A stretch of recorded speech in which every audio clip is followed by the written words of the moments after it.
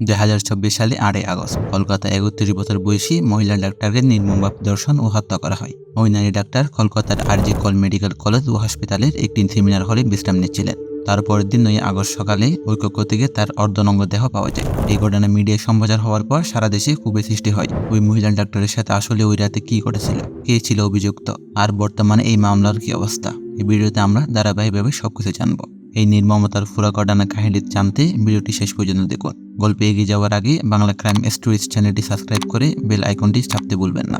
2024 সালে 8 August doctor Moumita Debnath বৃহস্পতিবার রাতে টানা 36 ঘন্টা অন কল ডিউটিতে ছিলেন। রাতে প্যারিস অলিম্পিক টিভিতে দেখেন এবং অনলাইনে আনানো খাবার সহকর্মীদের সাথে বসে খান। খাওয়া দাওয়ার পর তিনি 4 তলায় সেমিনার হলে কিছুক্ষণ বিশ্রাম নিতে যান। এর পরের দিন সহকর্মীদের দ্বারা নিখোঁজ বলে একটি রিপোর্ট করা হয়। প্রায় সকাল 11:30 দিকে কলেজের একটি সেমিনার কক্ষে তার মৃতদেহ আধানঙ্গ অবস্থায় পাওয়া যায়। তখন তার চোখ, মুখ এবং যৌনাঙ্গ থেকে রক্তক্ষরণ হচ্ছিল। পরে ডাক্তার পরীক্ষা করে তাকে মৃত ঘোষণা করে। ময়নাতদন্তে প্রকাশ পায় যে তাকে ধর্ষণ ও যৌন নির্যাতন করা হয়েছিল এবং পরে শ্বাসরোধ করে হত্যা করা হয়েছিল। তার থাইরয়েড কার্টিলেজ ভেঙে গিয়েছিল। 4 পৃষ্ঠার রিপোর্টে তার গোপন অঙ্গ, ঠোঁট, বাম পা, ডান পা, আঙ্গুল, গলা এবং মুখের গভীর ক্ষতের কথা উল্লেখ করা হয়েছে। ময়নাতদন্ত রিপোর্টে অ্যাক্সেস থাকা বেশ কয়েকজন ডাক্তার দাবি করেছেন যে ভিকটিমের শরীরে 151 মিলিগ্রাম বীর্য পাওয়া গেছে, যা গণধর্ষণের সম্ভাবনাকে নির্দেশ করে। নিহত তরুণী ছিলেন কলকাতার আরজি কর মেডিকেল কলেজ হাসপাতালের একজন চিকিৎসক। কলকাতার কাছে শহরতলি সৈয়দপুর এলাকার একটি অতি সাধারণ নিম্ন মধ্যবিত্ত পরিবারের মেয়ে ছিলেন তিনি। ওই ঘটনার পর হাসপাতাল কর্তৃপক্ষ ও পুলিশ এই তরুণীর পরিবারকে প্রথমে জানিয়েছিল তাদের মেয়ে আত্মহত্যা করেছে। পরে অবশ্য তীব্র জনরোষ ও কুফুর মুখে পুলিশ এই ঘটনাকে খুন ও ধর্ষণ বলে মামলা দায়ের করে। প্রাথমিক তদন্ত এবং হাসপাতালের স্থানে স্থাপিত সিসিটিভি ক্যামেরা পরীক্ষা করার পর কলকাতা পুলিশ সঞ্জয় রায় নামে একজনকে গ্রেপ্তার করে, যিনি কলকাতা পুলিশের দুর্যোগ ব্যবস্থাপনা কমিটির একজন সিভিল ভলান্টিয়ার এবং পুলিশ কল্যাণ কমিটির সদস্য ছিলেন। অপরাধস্থলে তার ব্লুটুথ হেডসেট পাওয়া যায়। সে আবার তদন্তের সময় তার অপরাধ স্বীকার করে। অভিযুক্তকে হাসপাতালের বাইরে মদ্যপান অবস্থায় গ্রেপ্তার করা হয়েছিল। এই ঘটনার পর 23 আগস্ট পর্যন্ত পুলিশ হেফাজতে পাঠানো হয়েছে এবং আরজি কর মেডিকেল কলেজ ও হাসপাতালে অনেক উচ্চপদস্থ কর্মকর্তাকে অবহেলার জন্য বরখাস্ত করা হয়েছে। সঞ্জয় রায় পুলিশকে জানান, আগস্টের 5 থেকে 8 তারিখ কটগপুরের সালুয়ায় পুলিশের ওয়েলফেয়ার সোসাইটির একটি সভায় যোগ দিতে গিয়েছিলেন। তিনি 5 আগস্ট থেকে 8 আগস্ট পর্যন্ত সেখানে ছিলেন। দাবি করেন যে তিনি সিভিক অ্যাসিস্ট্যান্ট হিসেবে দায়িত্ব পালন করেছেন। 8 আগস্ট সকালে কলকাতায় ফিরে এসে সঞ্জয় রায় প্রথমে আরজি কর হসপিটালে যান, সেখানে একজন রোগীকে ভর্তি করানোর জন্য, যেখানে তিনি একজন দালাল হিসাবে কাজ করতেন। রোগীকে ভর্তি করানোর পর তিনি হাসপাতাল ছেড়ে চলে যান। ওই দিন রাত 11টার দিকে সঞ্জয় একই রোগীকে এক্স-রে করানোর জন্য আরজি কর হসপিটালে ফিরে আসেন। ওই সময় রোগীর পরিবার তার সাথে ছিল। তাদের সাথে কয়েক মিনিট কাটানোর পর সঞ্জয় হসপিটাল ভবন ছেড়ে চলে যান। ওই দিন রাত 11টার দিকে সঞ্জয় আরেকজন রোগীকে সাহায্য করার জন্য আবার হাসপাতালে ফিরে আসেন, যার অস্ত্রোপচার করানো হচ্ছিল।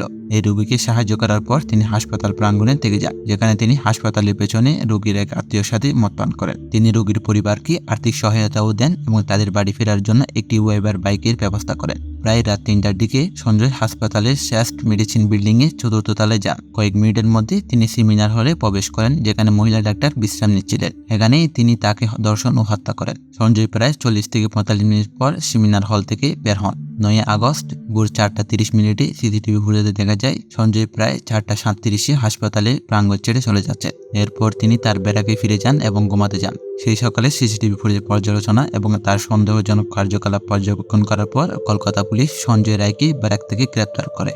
তাকে জিজ্ঞাসাবাদের জন্য আবার হাসপাতালে নিয়ে আসা হয়। 9 আগস্ট সন্ধ্যায় দীর্ঘ জিজ্ঞাসাবাদের পর পুলিশ সঞ্জয় রায়কে গ্রেপ্তার করে। সে এখন এই অপরাধের সাথে সম্পর্কিত ধর্ষণ ও হত্যার অভিযোগের মুখোমুখি। অভিযুক্ত সঞ্জয় রায়ের বিরুদ্ধে তার স্ত্রীদের প্রতি সহিংস আচরণের ইতিহাস রয়েছে এবং তিনি নিয়মিত মদ্যপান করতেন। জানা গেছে তিনি অন্তত 4 বার বিয়ে করেছেন এবং তাকে নারী লোভী বলা হয়। তবে সঞ্জয় রায়ের মা মালতী রায় তার ছেলেকে সমর্থন করে বলেছেন যে তাকে এই মামলায় ফাঁসানো হচ্ছে। এই ঘটনা ব্যাপক মিডিয়া কভারেজ পেয়েছে এবং সারা দেশে বিশেষ করে চিকিৎসা সম্প্রদায়ের মধ্যে ক্ষোভের সৃষ্টি করেছে, কারণ ছাত্র ইউনিয়ন এবং মৃত সহকর্মীরা ন্যায় বিচার এবং ক্যাম্পাস উন্নত নিরাপত্তা ব্যবস্থা দাবি করেছে। এই আন্দোলনের মধ্যে আরজি কর মেডিকেল কলেজ ও হাসপাতালের প্রিন্সিপাল সন্দীপ ঘোষ, একজন অর্থোপেডিক সার্জন, এই ঘটনাগিরি প্রতিবাদের মধ্যে পদত্যাগ করেন। পদত্যাগের পরই তাকে কলকাতা ন্যাশনাল মেডিকেল কলেজের প্রিন্সিপাল হিসাবে নিয়োগ দেওয়া হয়, যা আরও ক্ষোভের সৃষ্টি করে। প্রতিক্রিয়ায় ইন্ডিয়ান মেডিকেল অ্যাসোসিয়েশন IMA কেন্দ্রীয় স্বাস্থ্যমন্ত্রীকে ডাক্তারদের বিরুদ্ধে সহিংসতা প্রতিরোধের জন্য একটি বিশেষ কেন্দ্রীয় আইন প্রবর্তনের আহ্বান জানিয়েছে। এই আবেদনটি ধর্ষণ ও হত্যার পর হওয়ায় দেশবাসী এই চিকিৎসা কর্মীদের নিরাপত্তা নিয়ে গুরুতর উদ্বেগ প্রকাশ করেছে। Federation of resident doctor association 12 August প্রতিবাদ হিসাবে অনির্দিষ্টকালের জন্য ইলেকটিভ পরিষেবা স্থগিত করার ঘোষণা দেয়। 2024 সালে 13 আগস্ট প্রতিবার আরও তীব্র হয়, যখন মহারাষ্ট্র, মুম্বাই সহ 8,000-ও আর বেশি সরকারি ডাক্তার জরুরি পরিষেবা ছাড়া সমস্ত হসপিটালের বিভাগে কাজ বন্ধ করে দেন। নয়াদিল্লিতে জুনিয়র ডাক্তাররা সাদা কোট পরে একটি সাধারণ সরকারি হাসপাতালের বাইরে প্রতিবাদ করেন। মঙ্গলবার প্রায় সমস্ত সরকারি মেডিকেল কলেজ হাসপাতালের জরুরি পরিষেবা স্থগিত ছিল। লখনৌ এবং গোয়া সহ অন্যান্য শহরেও অনুরূপ প্রতিবাদে কিছু হাসপাতালের পরিষেবা ব্যাহত হয়।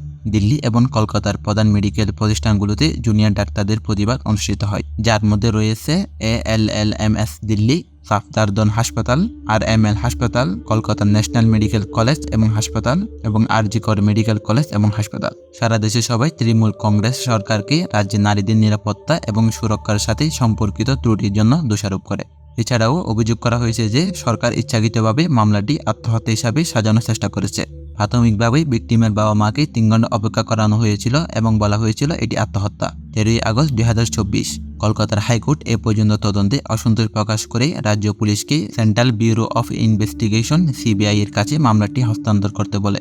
হাইকোর্ট RG কর মেডিকেল কলেজ ও হাসপাতালের প্রিন্সিপাল সন্দীপ ঘোষকে সরকার এবং সংশ্লিষ্ট কর্তৃপক্ষকে তাকে দীর্ঘ ছুটিতে পাঠানোর নির্দেশ দেয় এবং তাকে দ্রুত অন্য একটি হাসপাতালে প্রিন্সিপাল নিয়োগের সমালোচনা করে। এখন CBI এর স্পেশাল ক্রাইম ইউনিট বা SC1 মামলাটি পরিচালনা করবে। এরই পাশাপাশি তারা গণধর্ষণ এবং হাসপাতালের ব্যবস্থাপনার অবহেলার সম্ভাবনা নিয়ে তদন্ত করবে।